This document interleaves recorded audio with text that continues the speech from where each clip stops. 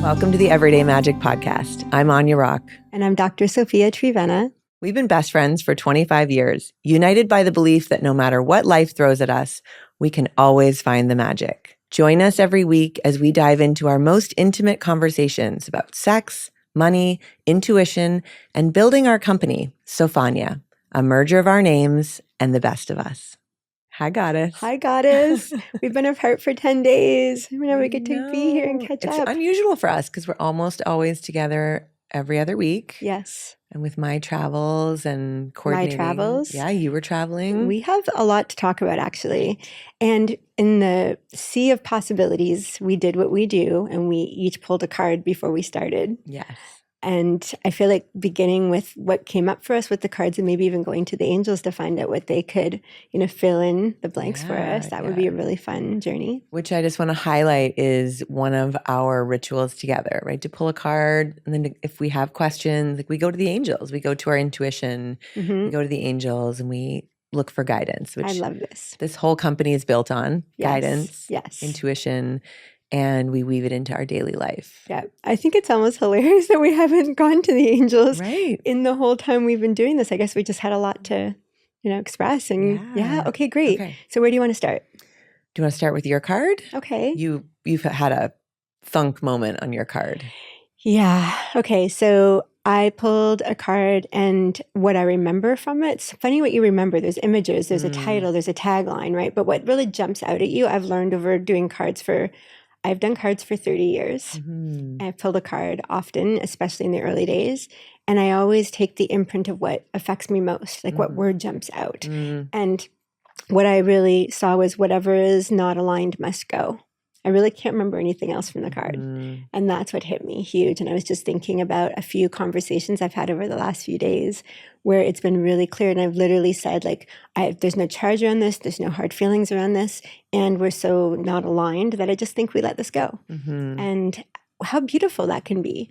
That's actually peace versus war. That's actually harmonious relating, is saying, our lanes are so far apart, we should just stay in our lanes and not have them try to merge. Yeah. So it really stood out to me that is the theme I've been in, whatever's not aligned. And we have a eclipse on a full moon this Friday. And my experience of following these things for a few decades is that whatever is alive in your field is going to be supercharged. And it's almost like before you go out into the stratosphere, let's drop whatever you don't want to take with you. Yeah. And it's not because it's wrong or bad or there's a judgment.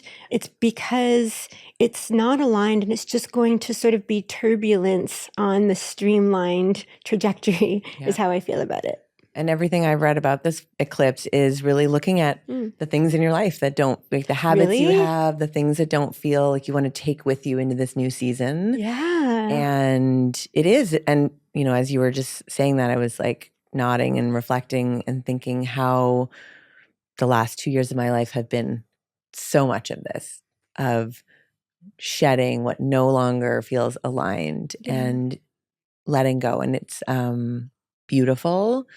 Painful at times, but I think the more we refine the process, the sooner we do it when we recognize that something doesn't feel aligned, the easier process it becomes. Yes. I almost wish there was a socially normalized ritual of the parting of the ways. I mean, I guess if both people are conscious, it's the conscious uncoupling that got, sort of put into headlines, I think a decade or so ago.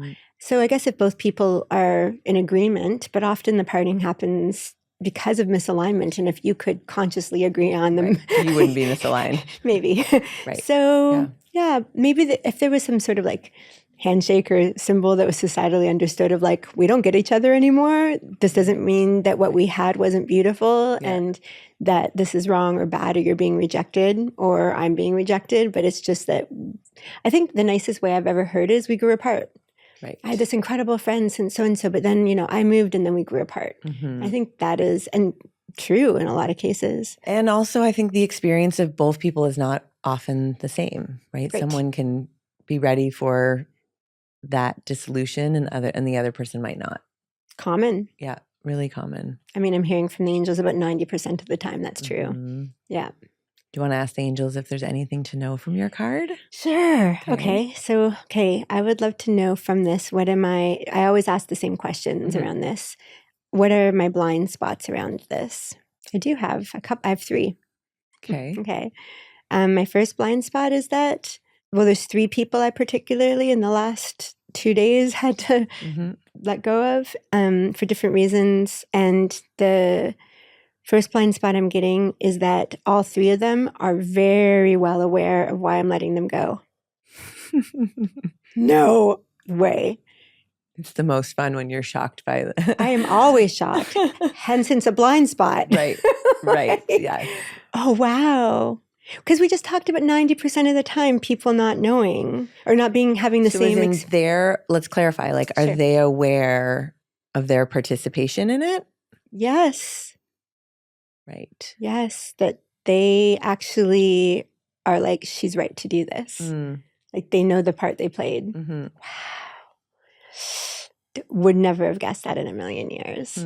Okay. 2 more things for me to know. 1. Oh, this one's hard for some reason. Like all 3 of them sabotaged it in a way. Like purposely just didn't know how to be close to you. That's a good point. Didn't know how to what? Be in relationship with you. It's intimacy. I get that's not it. Okay. Okay, but I was with you but I'm getting no. It's not the 3rd thing. It's still part of the 2nd thing. They didn't know how to, I'm just going to say it, rise to my vibration. Like they'd have to be where they're not. I don't know. Why is that one making me so sad? Don't know. What does it feel?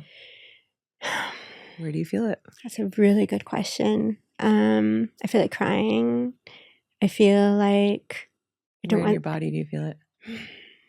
Interesting. I just feel it in my 3rd eye. Like my 3rd eye feels like it's unusual. It feels clouded. It feels like a murky, cloudy, brain foggy feeling that makes me want to cry. And if you gave yourself permission to cry on camera? Yeah, I definitely would. If I feel like if I gave into this, it's like, I don't want to be so different than people that they can't be with me. Right. Right. Yeah. I'm remembering like half a dozen boyfriends breaking up with me by picking fights with me and almost in a super upset or almost tantrumy kind of way being like, I can't stay this clean all the time. Like, I can't be this good all the time. I want to be messier. Right. I want to lash out at you and you don't want that. I want to, yeah. I just want to do things that I don't do and don't want done to me. Yeah. And yet the cost of staying with those people is not, right? You've learned that lesson too. Yeah. I tried all of the different versions of that. Yeah. Just curious, is it like a younger part of you that feels that sadness? I get no, actually. It's a very good question. It's the murky 3rd eye that feels that. Can I look in there and find out? Totally. Yeah. It's like if I didn't have this gift and didn't have such clarity of what's possible, and I would be like more like a normal person. Like the price of the gift. Feels like it a little bit. Then we could be all messy together and I mean, ironically, you're still messy in just very normal, beautiful human ways. You just have a very clear, conscious, well-tuned sense of your value and your worth and what you will participate in.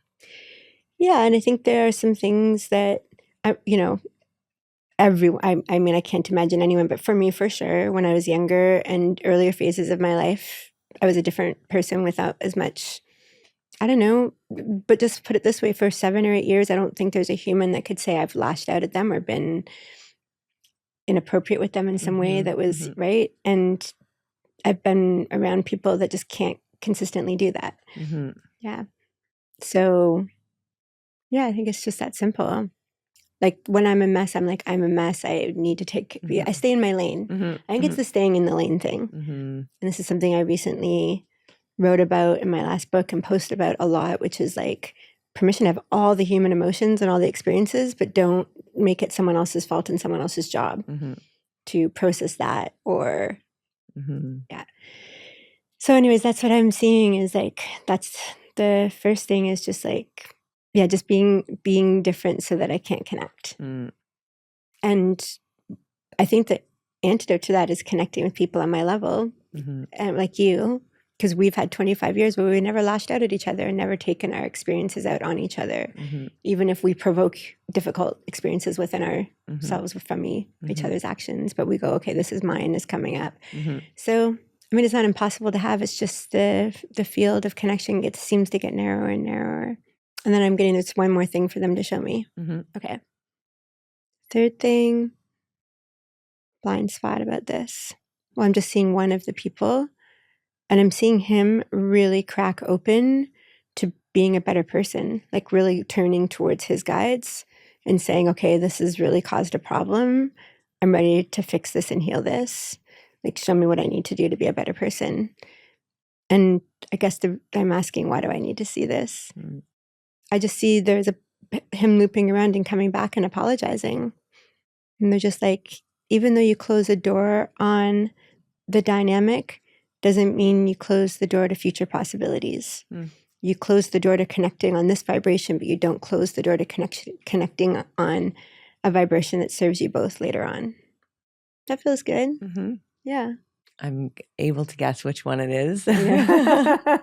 And it's not the one with the long history. No, totally true.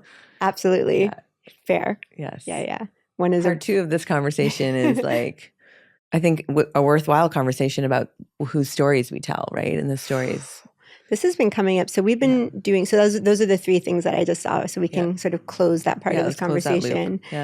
But that we've been talking about, now we've had some of these podcasts out and we're watching ourselves say these things after we said them here. And then we're talking to friends and family or people that have, are writing us and saying, oh, I loved when you said this. And I'm like, I said that? These types of things. And a big question comes up for me, which is, how much do I talk about the people that create the dynamics, that create the conversation around the meaning I'm making and the healing I'm happening and the insights I'm having? And some people can be vague. It can be like a friend or a client. But then there's other people that are really close to my story that are specifically, I guess, family members that you can sort of figure out who they are because I'm talking about them. And there's this thing of, do I protect them to not talk about it? And do I just say, I don't know how I can do it in some specific circumstances? And then it kind of, from my research on patriarchy, there's a big, huge normalization of don't air dirty laundry, right? Yeah. Well, we grew up with that. Never mind patriarchy, just grew up in a home like that. I did anyway. There was just certain things we didn't talk about in public. Right. We didn't share. I would say that still stems back to patriarchy, For sure. Where, because a huge cornerstone of the power of patriarchy is what happens behind closed doors in a family stays there. And statistically, all research, when there is domestic abuse, there is isolation. They go together. Like, you really can't have domestic abuse without isolation. So whenever there's been intense power dynamics at home, someone's been being isolated. And if they are in any way revealing this in any outside of the home, then you have exposure. And so there's a lot of don't tell anyone and keep it quiet and don't air the dirty laundry becomes a socially normalized version of that. And it gets translated to being a good partner, being respectful, being private. And that's all well and good in a lot of ways. But if it's hiding that which is hurting you in a way that you can't get support or help, it's detrimental. Right. And I would say, there's a question then rises, like, is it of any benefit for me to talk about these family dynamics, let's say, that expose very specific people? Or is there a way to keep it vague? And really, it's really easy to figure out who I'm talking about likely. And is it better just to not talk about it at all and not air dirty laundry? I'm going to go with no. Why? Because we're here to talk about the things that are taboo. Why? Because this is everyday magic. How does that lead to everyday magic? Because we're questioning why it's taboo in the first place. We're questioning these kinds of norms. We're questioning who says not to talk about it, right? Where did that idea come from? Is it true? Is it mine? Yeah.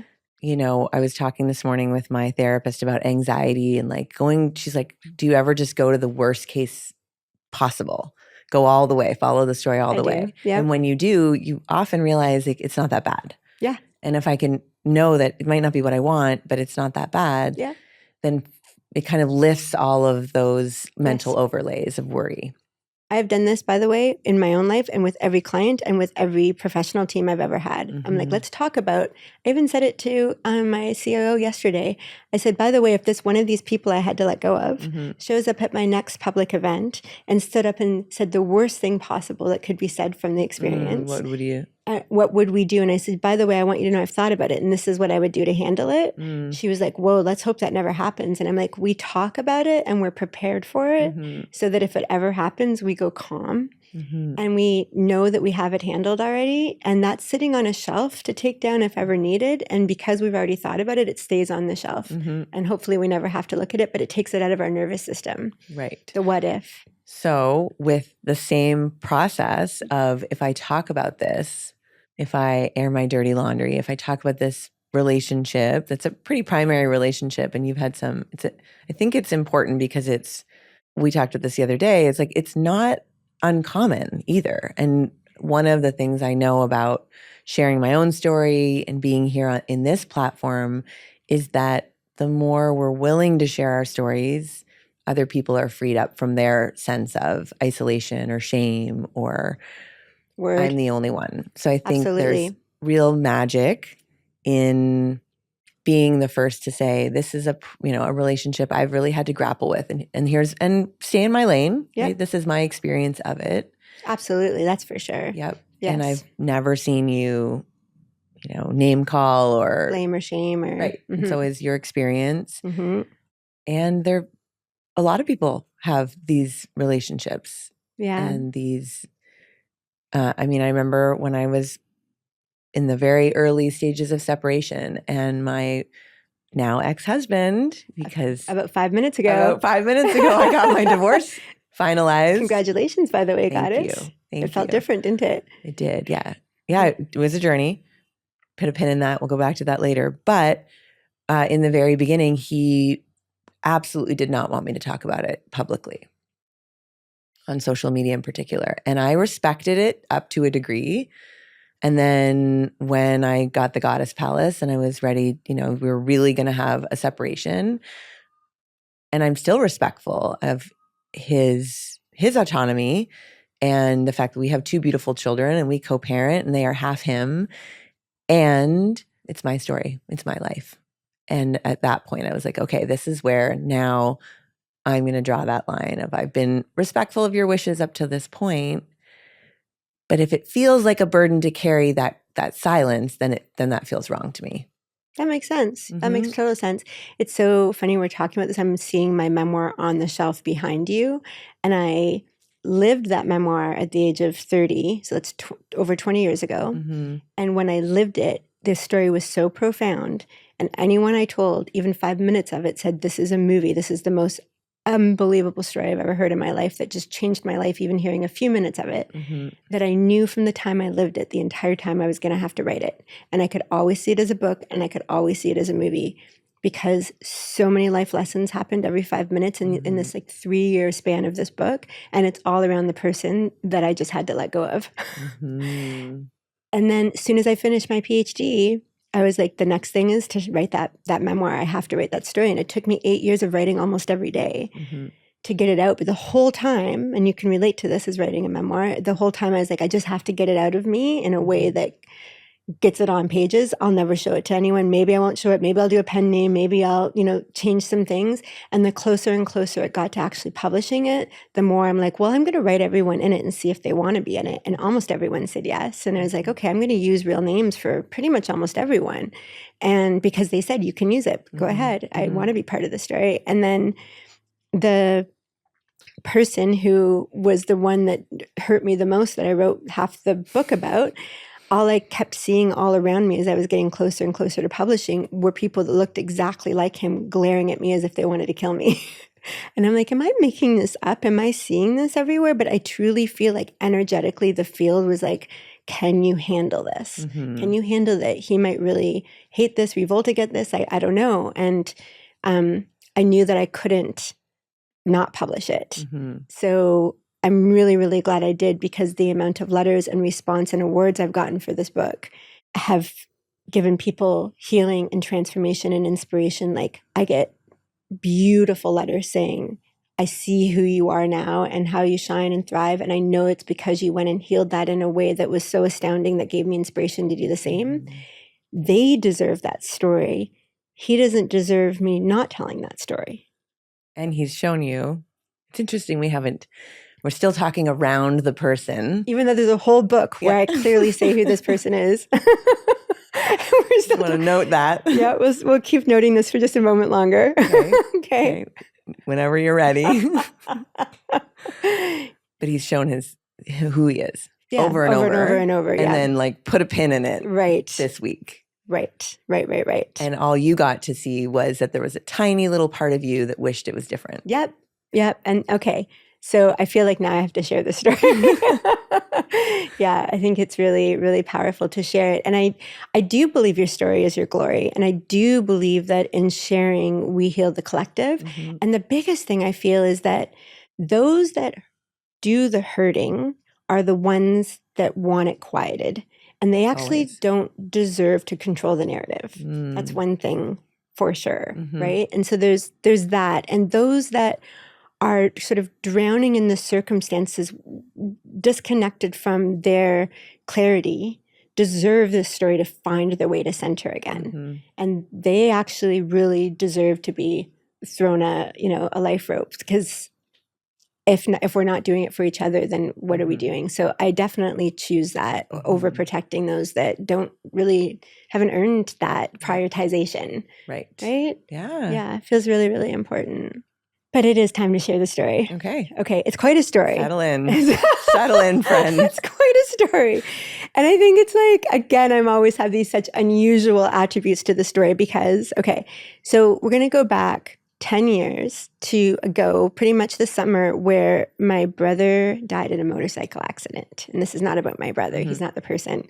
But my brother died in a motorcycle accident, and we were really, really, really close. And within like seconds of me hearing that, the next thing I knew, I was on the floor, like staring across the floor, screaming like I must have passed out and while screaming. So this is how intense this is, right? And a friend came and like picked me up and was holding me, and I saw my brother's soul, because I am clairvoyant and can see angels and spirits. He came to me like an angel, and he was standing right in front of me, and he's like, sis, don't cry. There's no more for me. There was no more for me. I went as far as I could. You have a lot more life to live, and I'm going to be beside you. You're going to live long, and I'm going to be with you. Everyone, I'm going to take care of you. And he listed who he was going to watch over in our family, and I couldn't really cry anymore, even though I was blown apart. And I was like, he really is okay. Like, I can't, if he told me he was moving to Africa and that's where he wanted to be and I didn't get to see him, I'm going to miss him, but I can't be upset if that's what he wants. And I'm like, he wants to be there. It was his time. And then he said, I have a safe deposit box hidden in Florida. And he showed me a map. Like, I saw the state and he showed me, and I've seen maps before. I've seen in my memoir, I talk about a necklace breaking and all the beads rolling all over a side, like a parking lot. And I couldn't find one. And I saw a map and I saw a red dot like 50 feet away under a bicycle tire. And I followed it in my mind, like followed the map that I was seeing in my mind and went to the tire, and underneath it was the bead. So I see maps that are accurate. And he showed me a map of where the safety deposit box was. And he said, there's contents inside and I want you to have it. I want you to have it. And when you find it, I wanted you to do very specific things with it. I want to take you places that you pay for, that I go with you from the other side and we adventure together. And I was like, this is beautiful. So I told a few people. I'm pretty sure I told you, but I think you told me you didn't remember me telling you. I don't remember. Yeah, because I remember you saying to me, well, maybe we go to Florida together and we go looking for it. And I was like, and I was so overwhelmed and still in school and still teaching. And so anyways, I let it go, but every once in a while I'd reach out to a private detective or I'd do something, and then try to like move it forward, finding it. And then I dated someone who was a private detective, and I ended up telling him about this. And when we broke up about a month later, I got an email from him. And my recollection of getting the email was, oh, I looked for your brother's safe deposit box and I couldn't find it. That was my recollection. Okay, so fast forward to this summer, I'm getting an astrological numerology reading from a woman at Lake Arrowhead on vacation. And I have the whole thing recorded. Like I actually have an audio recording of this where she says, and I said, today's my 10-year anniversary of my brother crossing in a motorcycle accident. And she said, well, let's do an astrology reading for him. When's his birthday? And how do you spell his name? Johannan. So I'm like, actually, I'm going to look it up so I make sure I spell it right. You know, me and spelling, even my brother's name. And so I look it up and the email pops up from this ex-boyfriend from like 5 years ago at least. And I'm reading it and I'm like, wait a minute, what's this? And I said, there's a link here. And I clicked the link and it's a link to my brother's safe deposit box. And I say, wait a minute, he found the box. You just totally overlooked that part of the email. Yeah. And I have it on audio. Like I can't believe I didn't see this before. And I said, how wonderful to find that. I'm like, oh my gosh, there's $14,000 in there. And I'm like, I'm so proud of him for saving all this money. And wow, and she says, oh my goodness, I'm getting this so strong. Your brother's coming in. He's coming in so strong. He wants you to have it. He wants you to have it. He wants you to have it. I'm like, that's what he told me 10 years ago when he told me to go find it. And I said, wow, this is incredible. So she said, it's going to be hard for you to keep that money, but she really wants you. And I said, okay. And I said, I would pay $14,000 to not have to deal with this, actually. I don't know what the process is. And it was quite a process. I had to go and figure out all these things, all this legal stuff, notarizing, death certificate, figuring out where his funeral was, like all of this stuff. Long story short, I get it all done about 6 months later.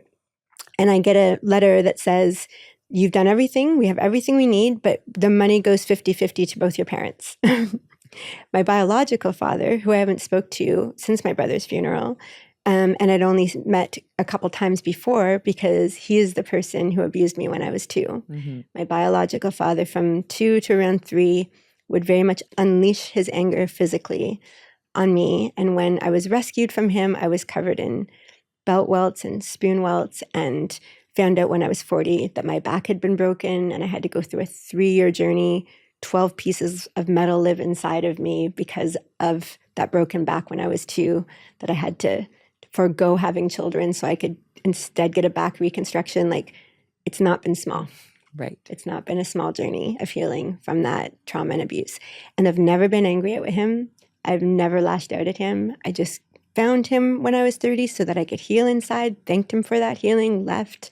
Like, no blame, no shame, just you did the best you could. It wasn't great. Let's just stay in our own lanes. So now my brother from the other side has orchestrated that I need to reach out to both my biological parents and ask them to sign this paperwork and receive a check for 50% each and hand that money in a check back to me. Dread.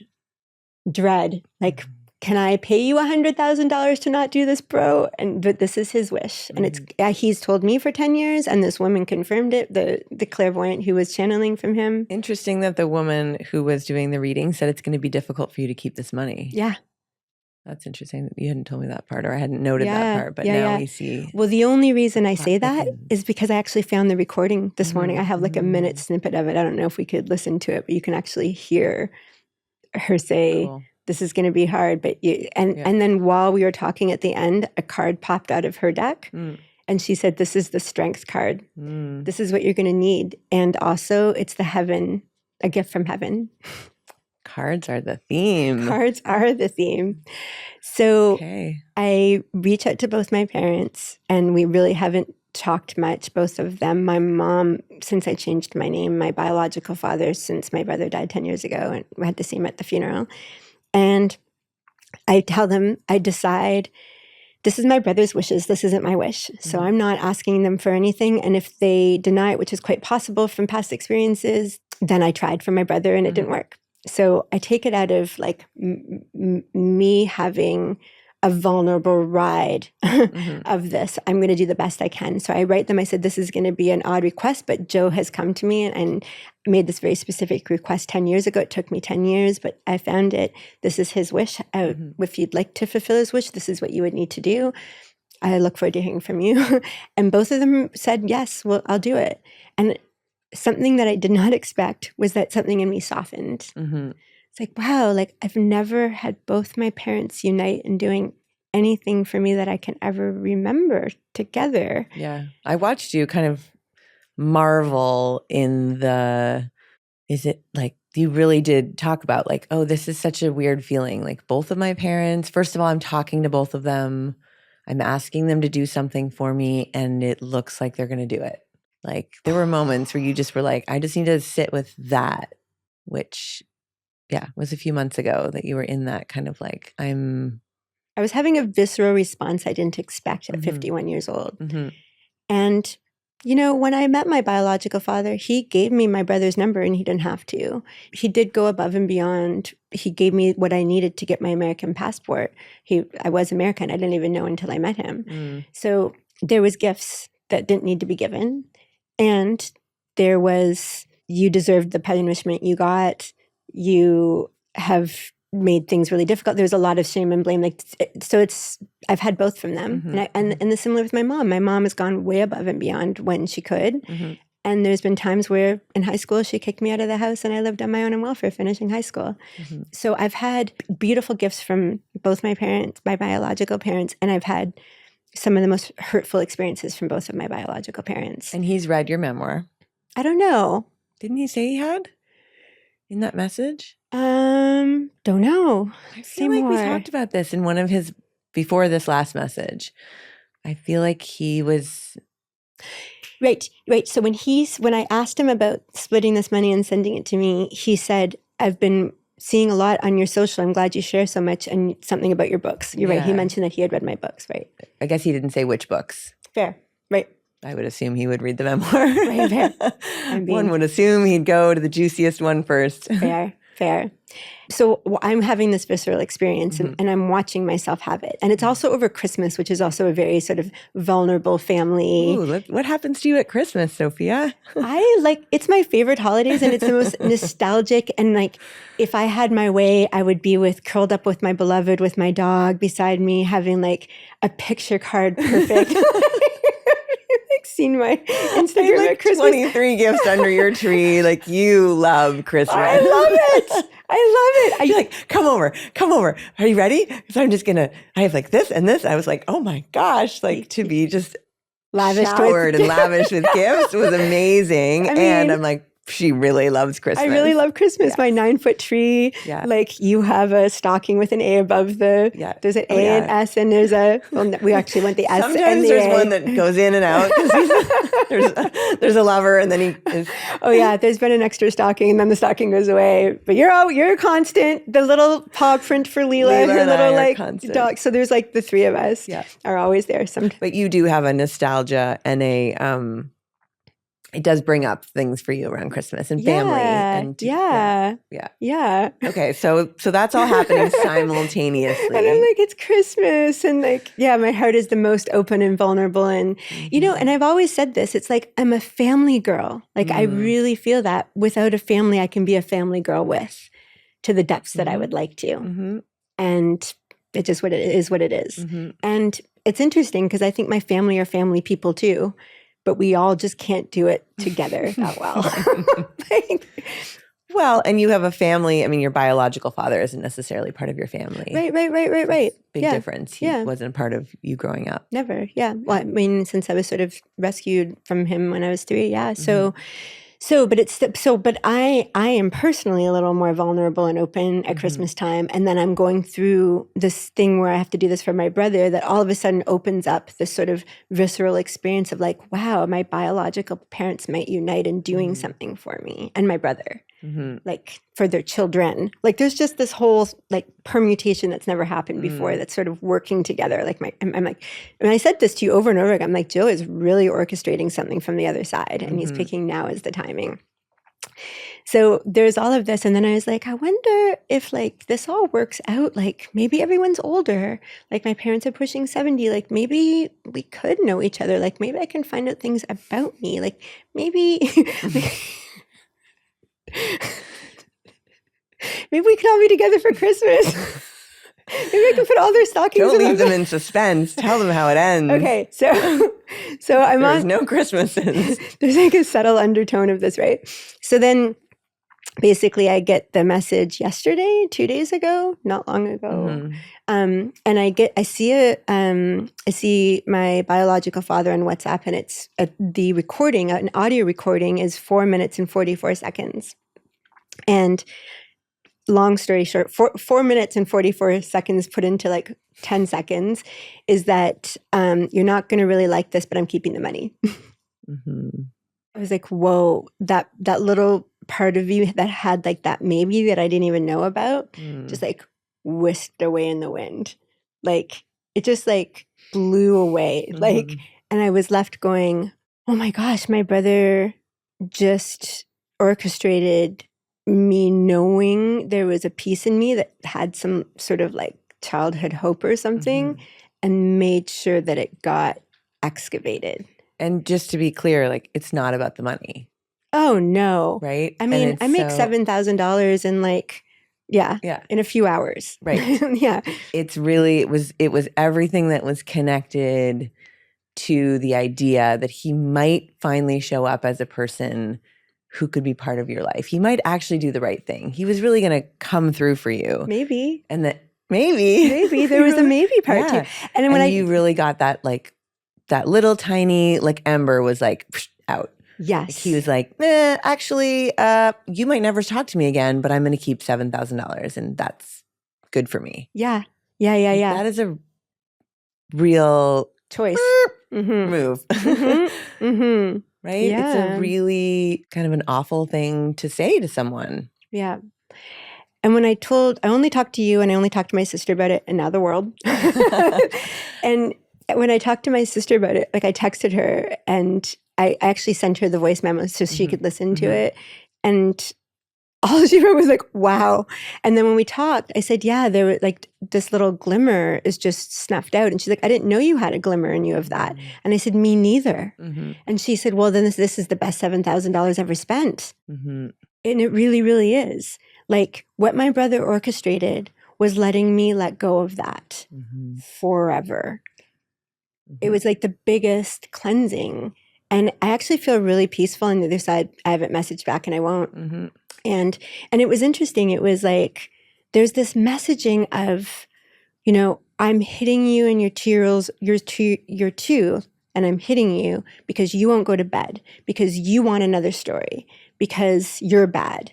And it gets baked into your being as like, you know, this is happening because you need things, want to be loved, all the very basic and human desires of a child. Pre-verbal. Right? Yeah. Ugh, heartbreaking. And so when I listened to his message and he said, you have to understand you've disrespected me and my family. And we all think it's inappropriate that you've asked for this money. And I'm like, so again, you did this. You've done that. Inappropriate. Didn't we just talk about like the patriarchy loves talking about disrespected me by writing, by speaking. Now you're on a podcast. And sharing it all. You should just send him this episode. It seems like he's watching much of what I put out there. Right. But the interesting thing is like, I've been doing this work with people for decades and I've had hundreds of clients in, you know, dozens of countries. And I just see this common pattern that the one that wants to exploit you, they do it. There's only so many ways they can do it, but it kind of boils down to the same ways over and over and over again. They make it your fault and that it's justified, right? And they devalue you so you devalue yourself so that they can exploit you, right? So subtly. And they feign safety, belonging, and protection to exploit you. So when he said, yeah, of course I'll do this with you. I just have one, like when he first answered and said, I'll do this. He's like, I have one request of you. Just leave me a voice memo telling me about your life a little bit, just something personal. I'd love to. So come closer. Right. I want to know you, belong. I want intimacy. you to, right? Like come into, as you call it, unearned intimacy. But when you are someone who is a family girl, or, you know, you're lonely and want a boyfriend, and a guy comes along and is like, oh, I'll take care of you. It's that I'll take care of you. I'm going to like, it's actually, but I'm going to exploit you. And I'm going to call that caring. It's really, really interesting, the dynamics. And he did all the textbook stuff. But I'm savvy enough to see it. Like I call it crossing the bridge. Like I didn't leave myself to go to him. And when he wanted a message of something, I really was like, oh, I don't like this at all. This doesn't feel good at all. And then when the fires started coming down the hill, it was like the last moment I could leave a message before I had to mail off the thing. And I said, I just mailed you the thing and just wanted to let you know there's fires here. So I'm heading out. That was my personal message.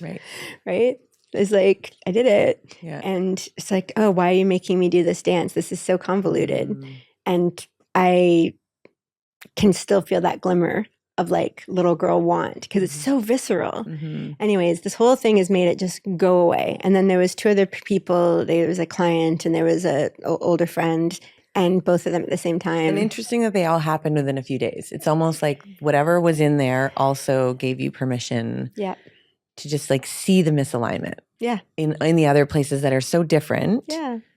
And just be like, no. No.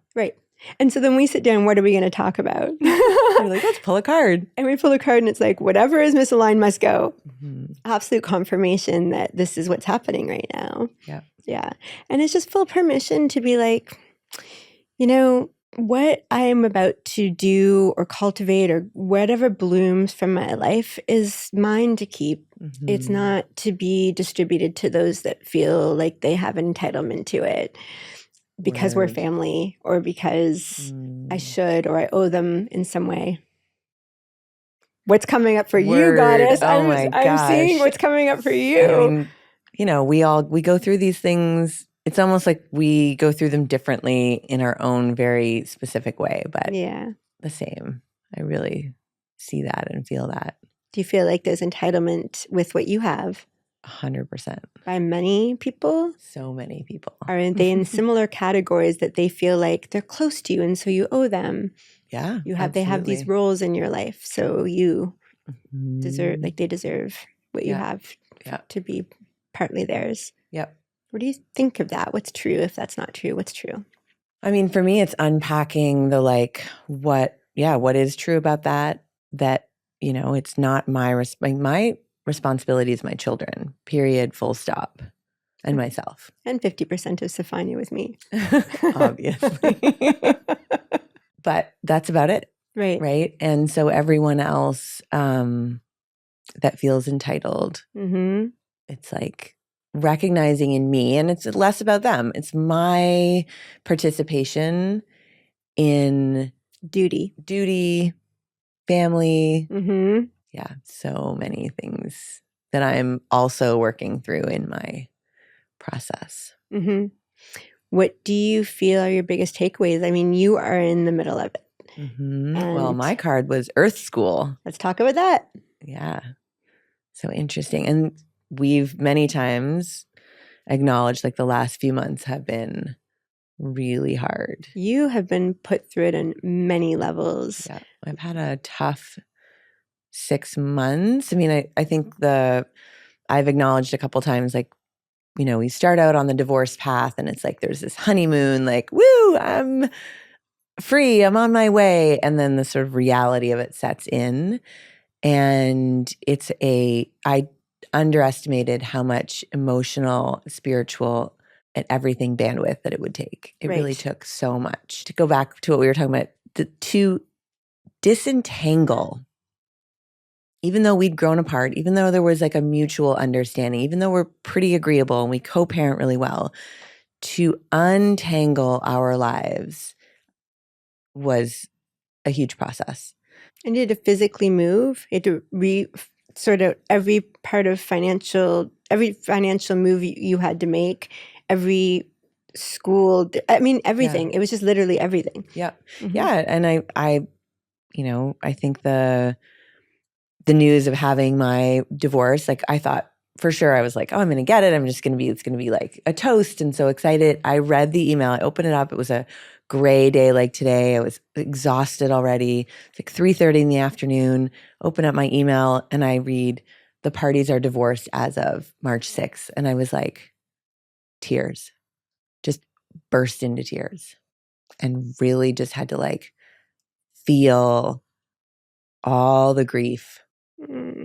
So sorry, Goddess. It's not okay. easy. It's still a congratulations. Of course. What was the grief? I mean, it's just a lifetime.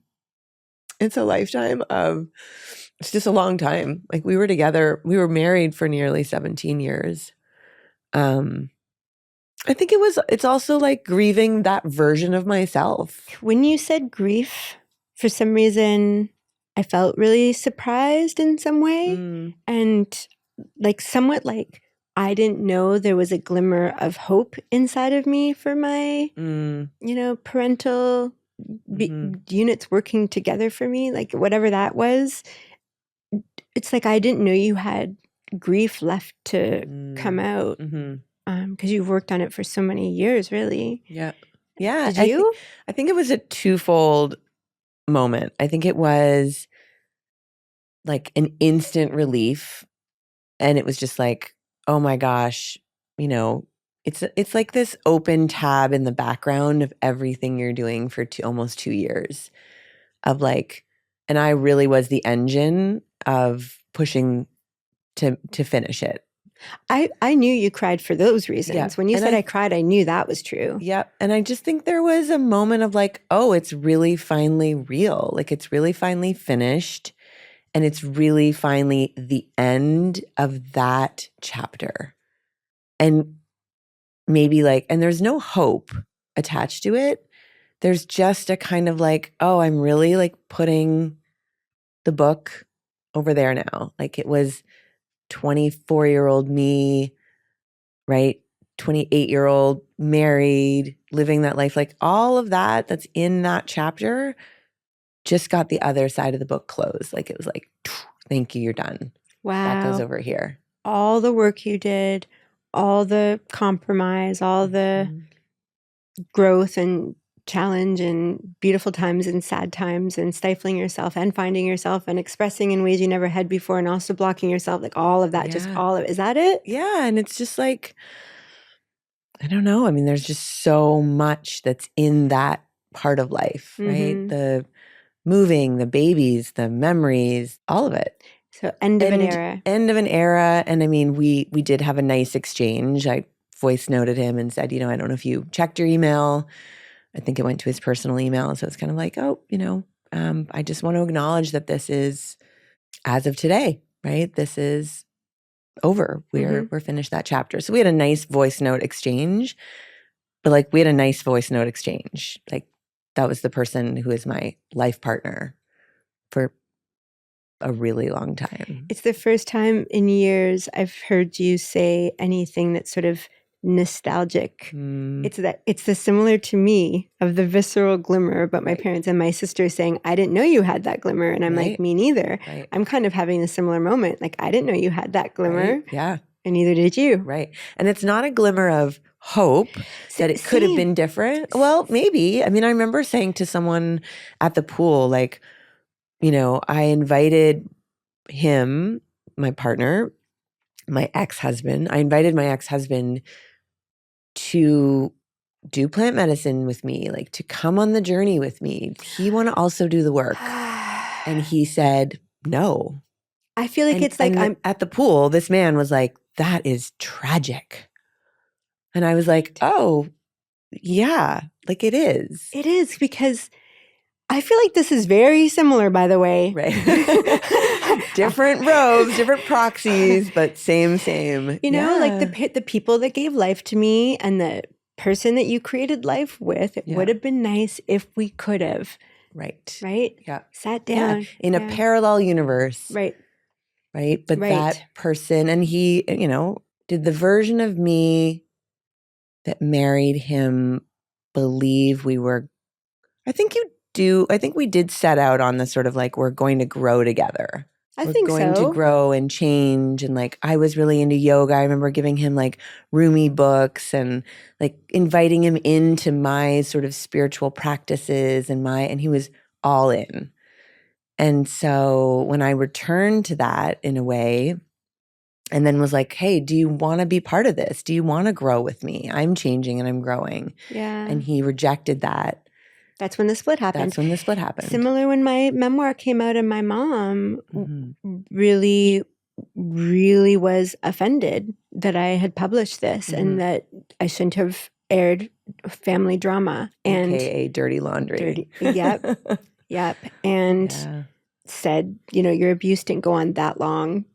Right. As though it's the abuse Olympics and we. And I said, if you went through the surgery I went through, if you went through the 15 years of therapy I went through, if you had the PTSD that I had my whole life, you wouldn't minimize it the way you just did. Mm-hmm. And I was like, I'm gonna have to hang up now because I'm very triggered. I think it's the last time I was this triggered. Mm. And I said, I'm just gonna text you. And I waited a few minutes. I texted her and I said, Mom, this is bringing up a lot for both of us. And I am willing to not publish this book until we go line by line through it if you want to. And I can actually share with you my real experience that I never was allowed to give voice to when I was younger because I didn't have the language, I didn't know. And only now that I'm healed on the other side do I realize how traumatized I was. And I know you didn't know. There was no tools back then. There was no internet back then. I mean, there's no blame here. And there's nowhere in this book do I blame you or him. But I did go through something. And I know I'm meant to write it, and it took me 8 years to do it. And I think this could be our opportunity to heal. I'm willing to put money in to hire someone. There's Family Constellation. There's great. I named a few things, and I said, I'm open to all of these modalities. If you want to do some research, I can send it to you. And let's take our time. There's no due date on publishing this. And she wrote back, forget I said anything. Do you want to get your nails done when you get home? It was a no.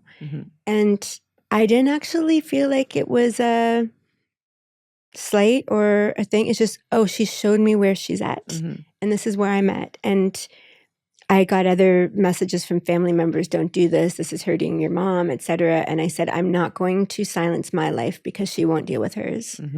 And I don't even judge that she doesn't want to do this. But I don't judge that I do. And ever since we've been in different lanes.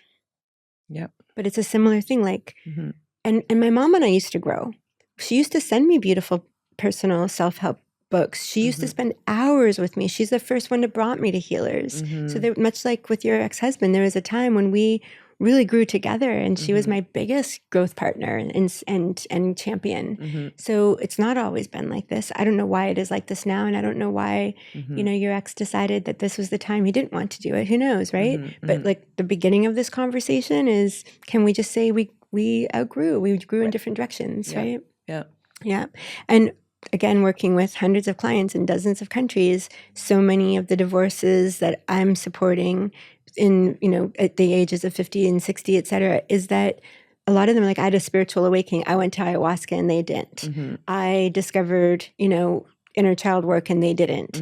And not everyone can or wants to go there. And I don't think that they should be labeled bad. I don't think my father or my mother are bad for not wanting to make a certain choice. Like that's where they're at in their life and their development. The biggest thing that needs to be noted is that's so different that we shouldn't really be close. And that's very clear now. Yeah. So you're going back to your card, which was Earth School. Should we go to the angels? Yeah. Let's find out what your blind spots are. Okay. We both going in? Sure. Yeah. Okay. Let's both see what we get. Okay.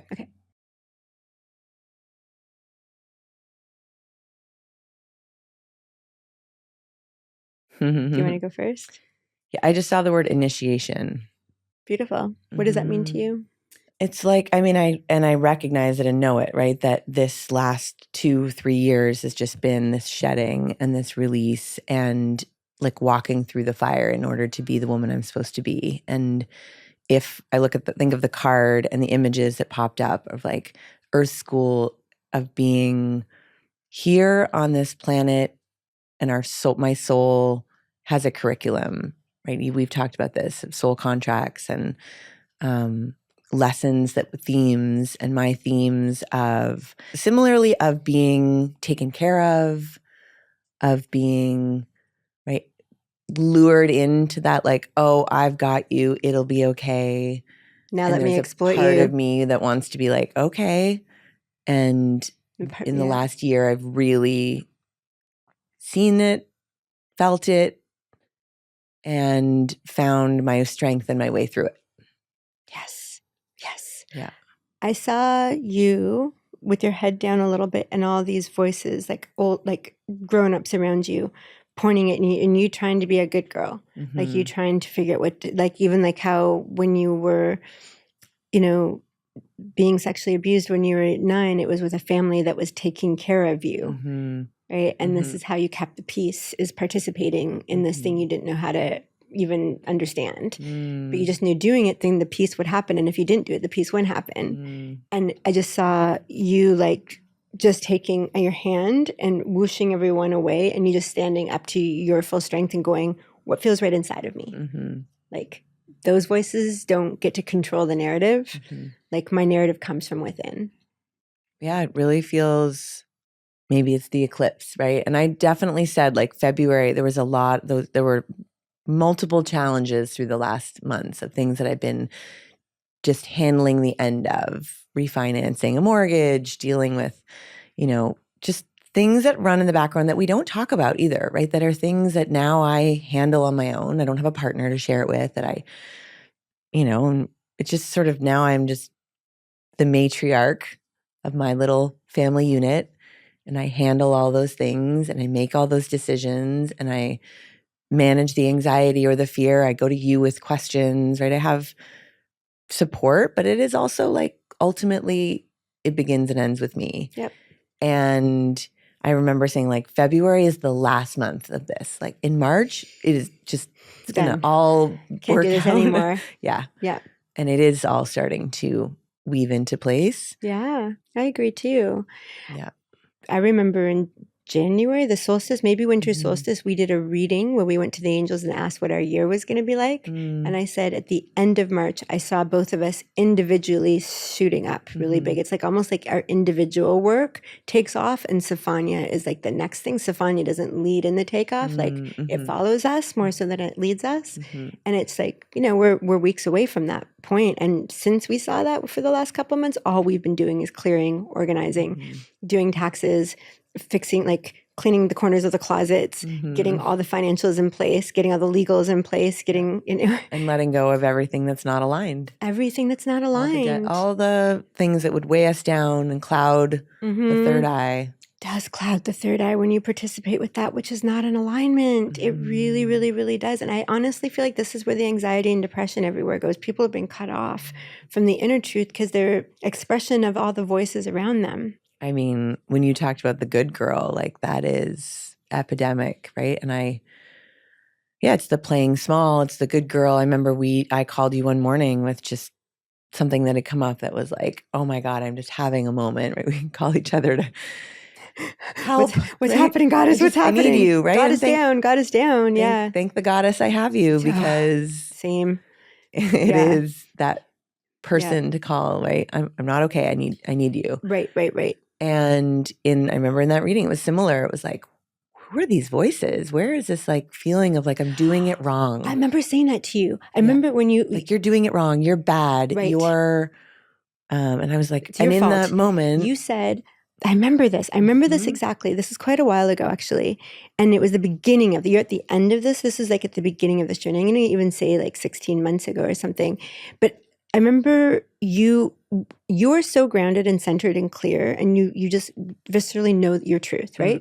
And then you can get scrambled sometimes, and it's the same thing, right? And it's this place where the overwhelm of something is making it that you can't find the truth. And it's so rare with you, but when it happens, I'm like, okay, tell me what you're feeling. And then you were just like, I'm doing it all wrong. It's all my fault. It's all going to fall apart because it's my fault. I'm like, whoever said that to you? And you went back to like when you were a teenager and you had a grown-up telling you that. And it's like, that's that voice. That's not relevant here. And when we cleared that energetically and you asked the angels to take it away and take any part of you that had taken that on as any sort of reality when it was just a projection of someone else that didn't want to deal with their responsibility and tried to project it onto you. Once we cleared that, I was like, now what do you want to do? And you knew exactly what you wanted to do. It's like you have to clear the fog to be with the sun. But you have to wander through the fog trying to figure it out. Right. Yeah. And clearing those stories, those projections, those like, right. It's the same circle back to like, where did this come from? Yeah. Is it mine? Yeah. Is it true? Right. Right. And Who that's why I told was me seeing that? my third eye clouded with a desire to participate with that which doesn't have the best ability to participate with me, ranging from just different interests and vibrations to actual malicious exploitation. Like any range of that makes you cloudy. It clouds your signal of your inner truth. Right. Yeah. Yeah. Full circle. Whew. And I can feel, I always call it glimmers. Glimmers are to me possibilities of soul contracts, of what you came here to live, of what your whole being is tracking towards, because it's your soul's plan that's worth all the clearing and the letting go. And I can feel glimmers.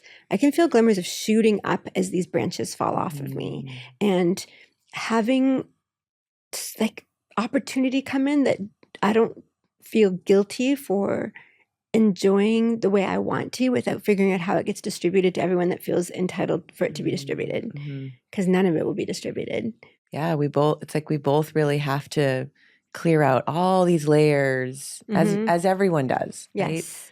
Right? I think this is also happening in the collective. It's also happening with our clients. It's also happening. Yes.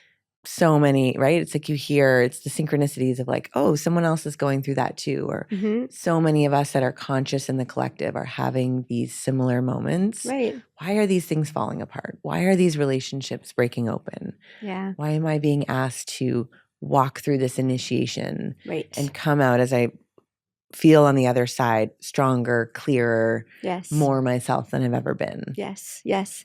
And this brings me to something I've also been wondering about in all of this sharing, is that so often we see the result of the work, which is, let's say the light and freedom that you see on my Instagram as I go walking down the street after this, but you don't see what I just went through for these last few months in grappling and feeling all of this and having these layers come open and having this disappointing phone call. And I think it's what the most important thing we're doing that I value is we're giving the full picture. We're not just the tip of the iceberg of the crossing the finish line, but we're showing the marathon. And I think the more of that, the better, because otherwise we think life is a lot of these little like glossy Instagram moments, but that's the victory. Right. And it's worth celebrating the victory, but it's really good. Like what I find is people are like, I see you so happy on Instagram, but I've read your memoir and it makes me know, well, like if she can go through that and survive, and then I see her happy like this, I can do it too. So I don't think we shouldn't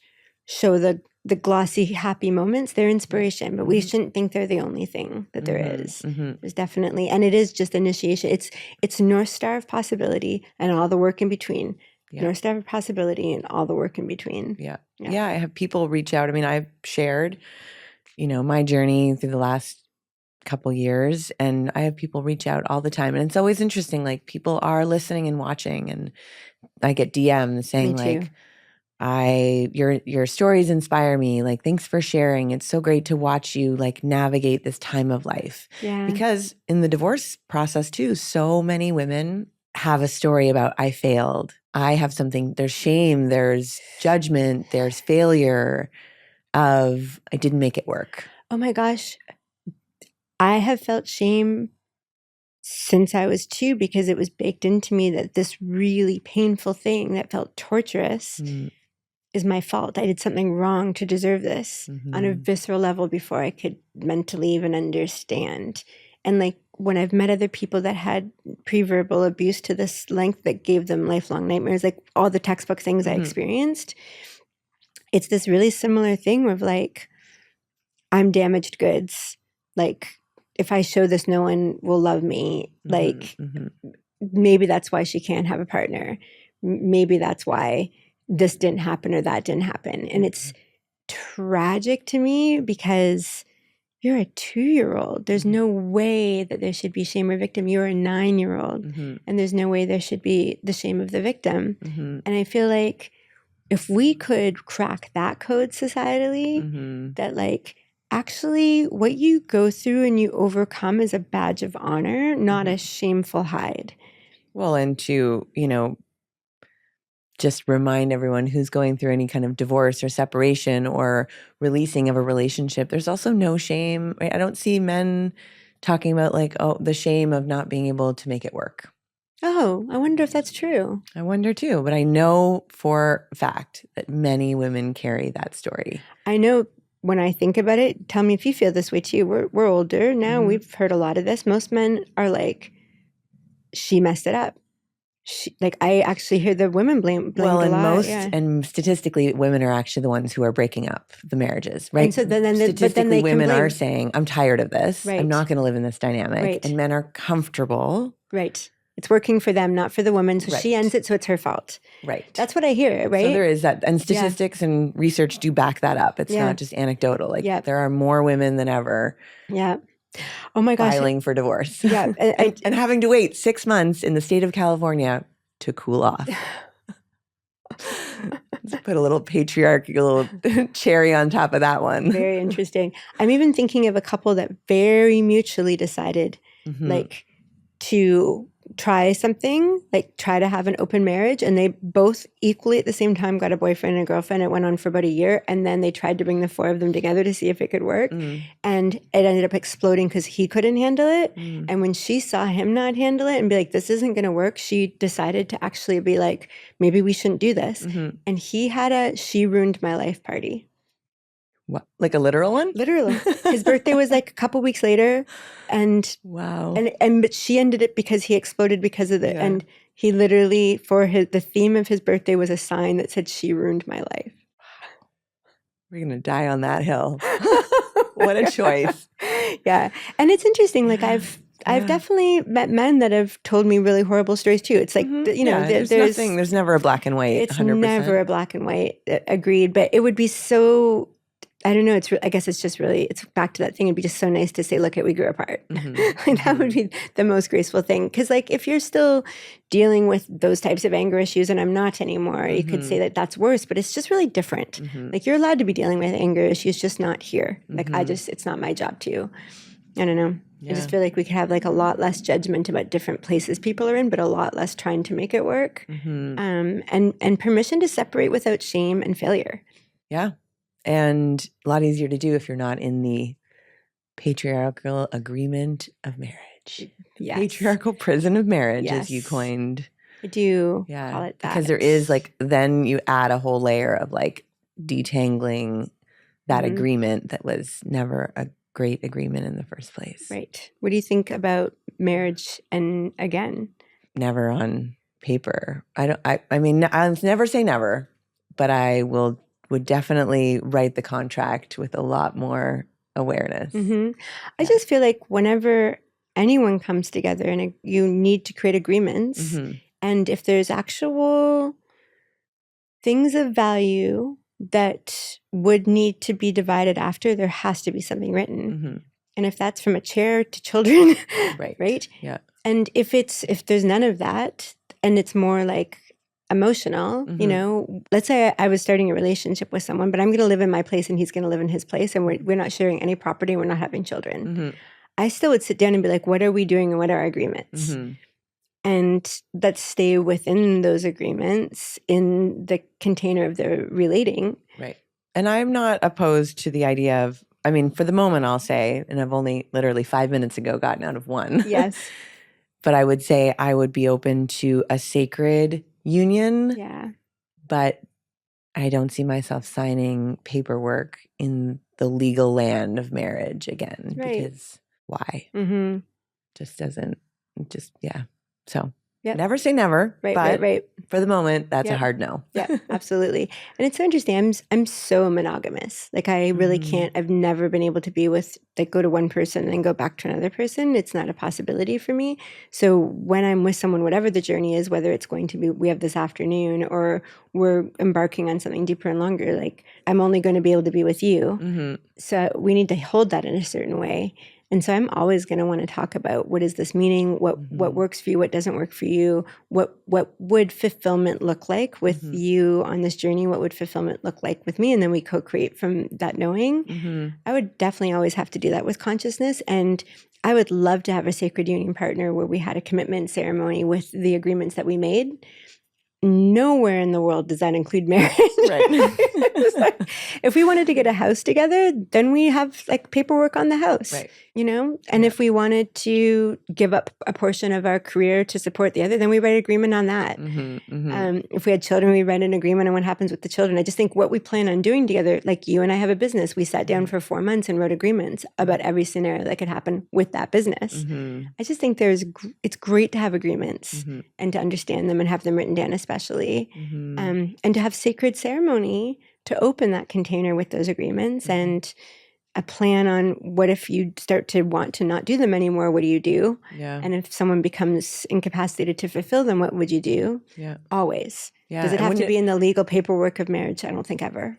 And just on the sacred ceremony, I remember driving on Friday and thinking there's almost a desire in me to do ceremony around the closing of this chapter. What ceremony would you do? I'm in. Let's do it. What's the ceremony? Maybe we need to go to the desert and burn some things. Yeah. I love this. Yeah. There's like and I remember actually really early on, again, we were barely separated and already talking, but I was like, should we go to the beach? Should we do a ceremony? Like to him? Yeah. Well, we remember my first husband. Yeah. Like I met you just as we were ending in my late 20s.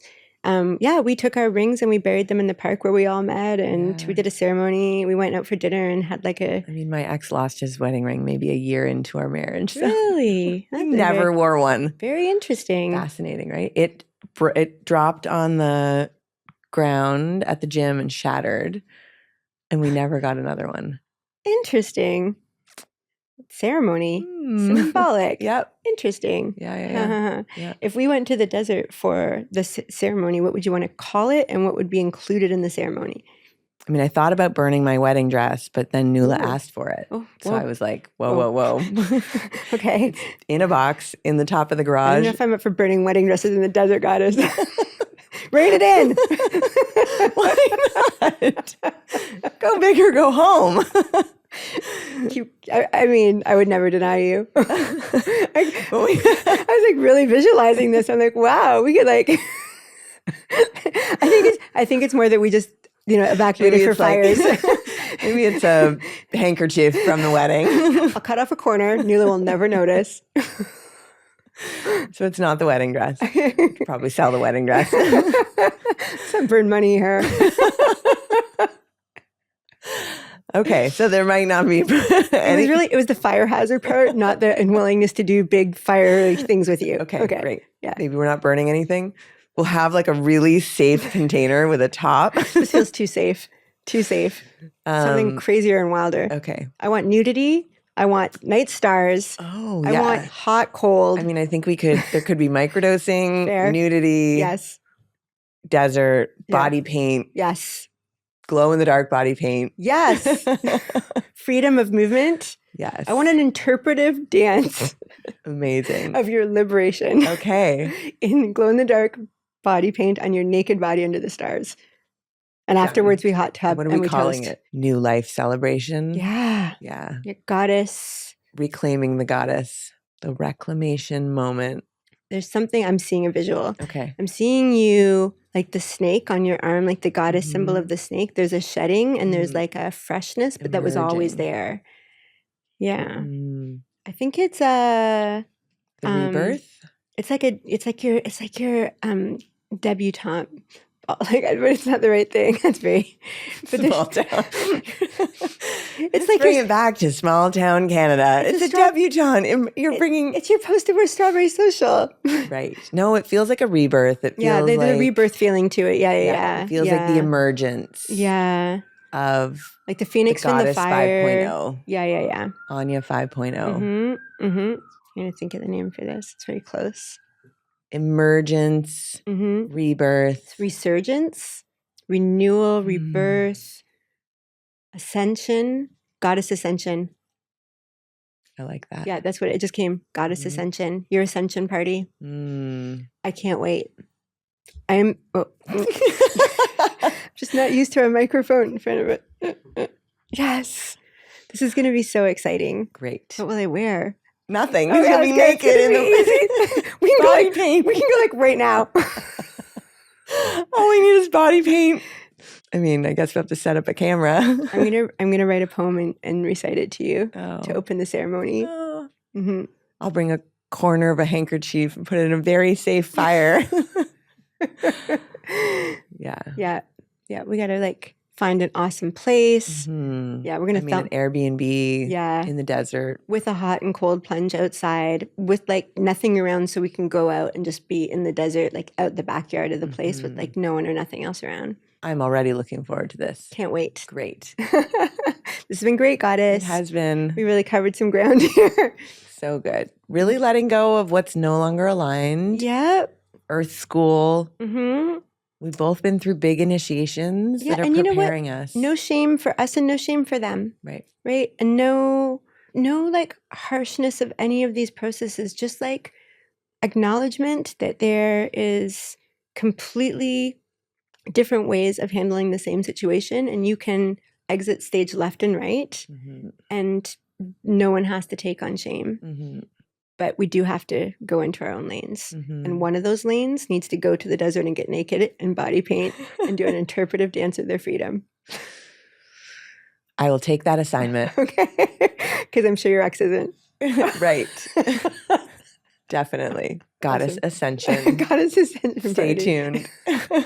We'll report back right here. You'll hear all about it. Maybe see some pictures. Probably. Wow. Show just became a whole different. Amazing. Thanks for being on the journey with us. We'd love to have you continue the conversation. You can follow us on socials at Sophania Beauty, and we'd love to have you as part of our email community at sophaniabeauty.com. Don't forget to like, follow, and subscribe so you don't miss an episode.